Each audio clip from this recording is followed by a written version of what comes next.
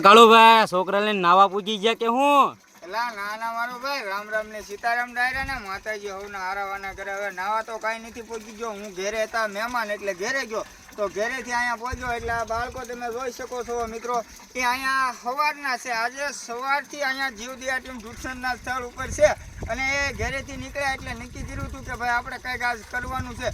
તો મિત્રો અમે તો ભાઈ કુંડા બુંડામાં બધી લીલ ઓળી ગયેલી હતી, અમે તો કાંઈ સાફ નહોતા કર્યા. પણ આ તમે જોઈ શકો છો આપણે તુલસીભાઈના બંને દીકરા છે, વૈભવભાઈ છે અને બધા સાથી મિત્રો. એક યુવાન જો હજી માથે કુંડું સાફ કરે છે તો એ જ આ લોકોએ બધા જ કુંડા સાફ કર્યા છે. તો હું એમનો દિલથી આભાર વ્યક્ત કરું છું કે ભાઈ આવનારા સમયમાં સમય બહુ ખરાબ છે બરોબર. તો અત્યારથી આ બાળકો આવું શીખે કે ભાઈ આપણે પક્ષીઓ માટે કુંડા સાફ કરવા પડે, તેમજ આપણે ઝાડવાનું જતન કરવું પડે. અને ભાઈ જો અહીંયા આવ્યો ને એટલે આ કુંડી ધોઈને વિસળીને એને કેવી સરસ મજાની તૈયાર કરી છે અને પાણી હોતે ને ભરે છે.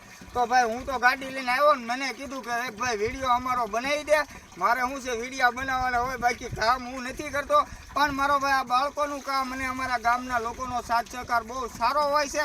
તો વધારેમાં વધારે ભાઈ જય બજરંગી ફેસબુક પેજમાં આપણા તમામ સેવાના વિડીયો હોય છે, તેમજ ઇન્સ્ટાગ્રામ આઈડી છે આપણી જીવદયા ટીમ જુઠસર અને યુટ્યુબ ચેનલ છે કાળુભાઈની મોજ. એમાં આપણે અવારનવાર આવા વિડીયો મૂકતા હોઈએ છીએ અને આ અબોલ પક્ષીઓ માટે તેમજ અબોલ જીવ માટે આમાં ડોગ ગાય માતા છે બધા પાણી પીશે.